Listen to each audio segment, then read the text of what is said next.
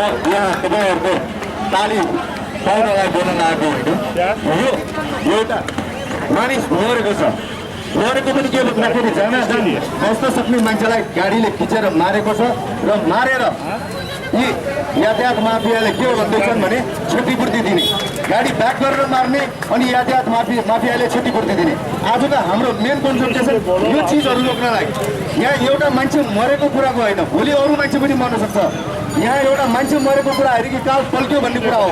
आज तँलाई खाने बाघले भोलि मलाई पनि खान सक्छ भन्ने फिलिङ्स लिएर हामीले यी यातायात माफियाको क्षतिपूर्ति चाहिँदैन।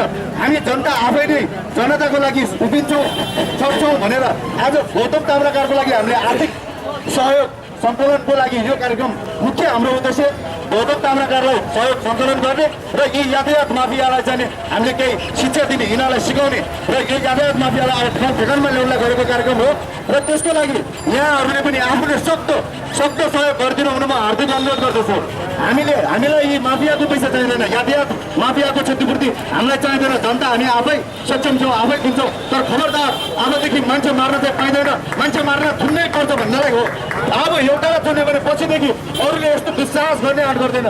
त्यसैले हामी आफैले सहयोग गर्नुपर्छ। तपाईँहरू पनि जति जे सक्नुहुन्छ सहयोग गर्नु होला। म आफू पनि 505 रुपियाँ सहयोग गर्न चाहन्छु गौतम ताम्राकारको परिवारकोलाई।